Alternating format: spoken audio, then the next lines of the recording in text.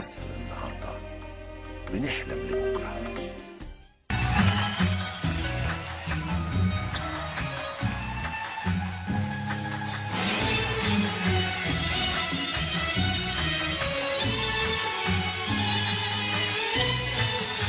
هو الحقيقة كان الاتفاق أنا نفسي أشوفها جدا، فقلت أعمل حاجة غريبة جدا على التلفزيون، إن أنا أطلب من مدام هند رستم فنانتنا الكبيرة والرائعة إنها تطلع معايا في التلفزيون صوت بس، ونحط أفلامها في الشاشة وهي تتكلم معايا بس. قلت تبقى فرصة ذهبية إن أنا أقعد معاها، وده يبقى شيء مكسب ليا كبير جدا جدا جدا، وفي نفس الوقت أسمع الملايين صوت فنانتنا الكبيرة الرائعة هند رستم. قوم هند رستم وافقت، قالت ماشي إذا كان صوت بس ماشي. وجينا هنا في الزمالك، والله أنا جاي، والله أنا جاي، وعارف إن هند رستم هتطلع صوت فقط. طلعنا الدور الثاني في العمارة الجميلة دي في الزمالك اللي على النيل، ومدام هند رستم سمحت لنا، وده شيء استثنائي جدا، إن هي ما ظهرتش في التلفزيون بقالها سنين طويلة جدا. هتظهر في التلفزيون لأول مرة وهتفتح لنا باب الشارع، وده شيء أنا بعتز بيه جدا، وبشكر جدا مدام هند رستم ومدام بسنت بنتها إن هي ادتنا هذه الفرصة، لأن إحنا نخلي الناس تشوف هذه الفنانة الكبيرة الجميلة الرائعة هند رستم. هنخبط وهتفتح. يس. هي اللي هتفتح، خلي بالك. لا خليك ده ليا انا. هي اللي هتفتح. أهي. اهلا اهلا اهلا. ازاي يا حضرتك؟ انا وعدتكم انكم هتشوفوها، هي اللي هتفتح لنا الباب. اهلا وسهلا يا فندم. ازاي يا حضرتك؟ حضرتك منور. اتفضلي يا اتفضلي يا فندم. فندم. اهلا وسهلا، ميرسي يا فندم. اتفضل حضرتك. تحب تقعدي فين، هنا ولا جوه ولا ايه؟ حضرتك تحب تقعد فين؟ القعده اللي بتقعدي عليها وانت بتتفرجي على التلفزيون. يبقى هنا على الكنبه دي. هنا على الكنبه دي. حضرتك تقعدي هنا مكانك ده ده مطرحي. أيوة. وانا هقعد على الكرسي ده. اهلا وسهلا يا فندم. ازيك يا مدام هند؟ الله يسلمك. احنا سعداء بيكي جدا جدا انك أنا اديتينا أسعد. الفرصه دي. الملايين من المشاهدين العرب والمصريين نفسهم يشوفوا حضرتك من سنين ميرسي طويله. يا فندم جدا على الزياره الحلوه. اشكرك ربنا يخليك يا مدام هند. ربنا يخليك ربنا يخليك ويديك الصحه. اهلا وسهلا. هنتكلم عن قعدتك في البيت. انت هنا ده قعده التلفزيون. ايوه. والدكتور فياض الله يرحمه. ايوه. صورته قدامك. تصحى طبعا. الصبح، تصحى بدري يا مدام هند؟ انا بصحى الساعه 5 الصبح. 5 صباحا. 5 الصبح. ليه بتنامي الساعه كام يا مدام هند؟ بالكتير قوي 10. 10. بالكتير. يعني بتفرج على التلفزيون، والتلفزيون كفيل بان ينامك يعني. ايوه هو ده. مدام هند رستم هتتالق اهي. بيجيب لك كابوس ينامك وانت قاعده. قوي. وبزعل لما بشوفه. ليه بقى يا مدام هند؟ لان مش ده قيمه مصر. اللي احنا بنقدمه ده مش قيمه مصر. طب مش هو اتحسن شويه، ولا انت بتتكلمي عن المسلسلات والدراما اكتر؟ يعني كبرامج وكده نفس لا كبرامج، في برامج كويسه. في برامج كويسه. وفي مذيعات ممتازين، يعني ما اقدرش اقول يعني، انما حضرتك المايسترو ربنا يخليك. العفو مدام هند. العفو. انما في اولاد كويسين وشخصيه حلوه كده، بس انا ما بعرفش الاسماء. معلش. كمواضيع فيه. انا بتكلم على بعض المسلسلات ليه كلها نكد. يعني ليه؟ زمان كنا في رمضان لازم كل سنه يبقى فيه مسلسل كوميدي.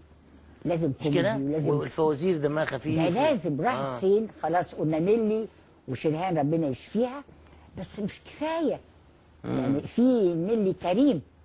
نيلي كريم ممثله جميله. ممتازه وجسم وباليرينا. صحيح. ليه ما نستغلهاش في الفوازير؟ صحيح. يعني حاجه تفك عن الناس شويه. لازم. انت بتحس ان الضغوط على الناس بقت كتير جدا. طبعا. الدنيا اتغيرت قوي يا مدام هند. لا اتغيرت، واحنا اتغيرنا، ما بقيناش زي الاول. يلي الحاجات اللي احنا بنطلعها في التلفزيون، انا بعتبر التلفزيون ده اساس مسؤوليه كبيره قوي، وبيعلمنا. الالفاظ بقت كتير بالام وبالاب، وده عيب.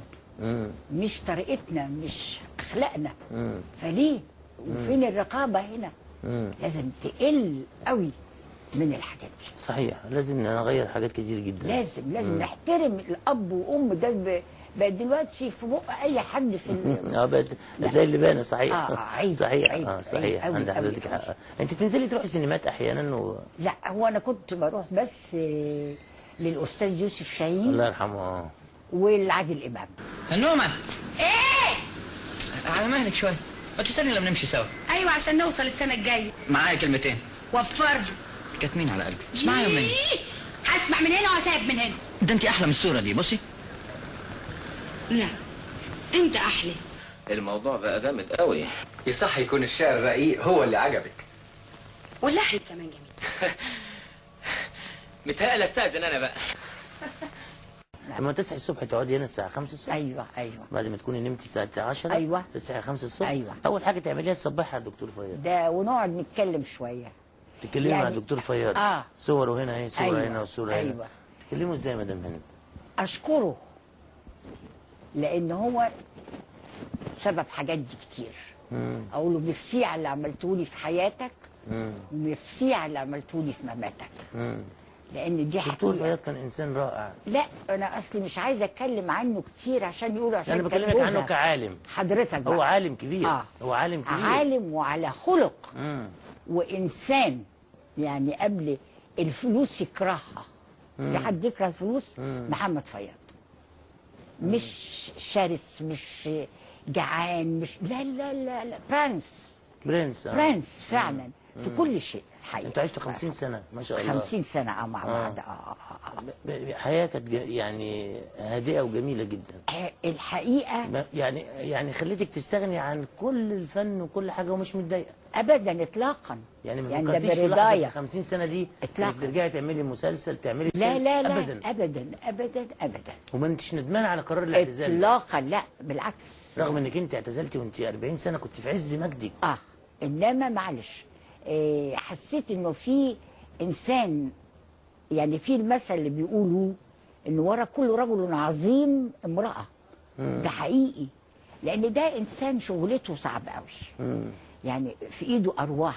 صحيح. لازم يجي بيته يلاقيه ريلاكس مهدئ. انا بعتبر البيت ده مهدئ. فلابد ده ازاي هيجي تعبان؟ فين المدام في الاستوديو؟ فين المدام عندها اكستريور؟ مش عارفه. انا كنت بشوف انها لازم اقف جنبه. انا عايز بسنت تتضمن لنا. مدام بسنت اتفضلي. مدام بسنت يا بنت مدام هند رستم الوحيده. اهلا ازي حضرتك؟ اهلا بيك. اتفضلي. الاول انا بشكرك انك اقنعتي مدام هند انها تطلع معانا الدقائق البسيطه جوه التسجيل ده وبنبعد الكاميرا، لان مدام هند رستم مش عايزه تطلع، لكن مش حابه تظهر كتير في الشاشه. بالظبط كده. ايوه. وانا بشكرك على انك سمحت لنا. انت قلت لي بقى قبل التسجيل ان انا دلوقتي بقيت انا مامتها. بس قلت لي انها متعبه شويه كبنت. قالت لي مدام هند متعبه شويه كبنت، انما هي كانت ام رائعه جدا جدا. يعني الواحد ما بيحسش بدي الا لما بيكبر. الاول كانت عصبيه وجامده وقافله وانت صغيره. حاجه صعبه جدا. بتربي. احنا ما نفهمش كده بقى. فلما كبرت حسيت طبعا ان كان عندها حق. والحمد لله انا ما جيتش في الجيل ده، والا بقى كانت العمليه باظت خالص. ده احنا ده بنتكلم من كام سنه زمان. مدام بسنت عندها اولاد اتجوزوا مش كده برضو؟ عندي ولد واحد محمد اتجوز. وعندي 2 حفيد. احفاد ادم عايزين صورهم. فين صورهم؟ طلعنا صورهم. ادم 3 سنين. لنا صور احفاد بسنت. ادم 3 سنين وزياد لسه 3 اشهر. حسيتي بايه لما اتولدوا صغننين؟ ده تبعي. ده تبعي يعني. بتاعك ده. الاقرع ده بتاع عند المدام الثاني بتاعي انا. الثاني تبعها هي ادم. طب ليه فرقتي بين الولدين؟ ده برنس. برضه باشا. ايوه باشا. بتحب البشوات.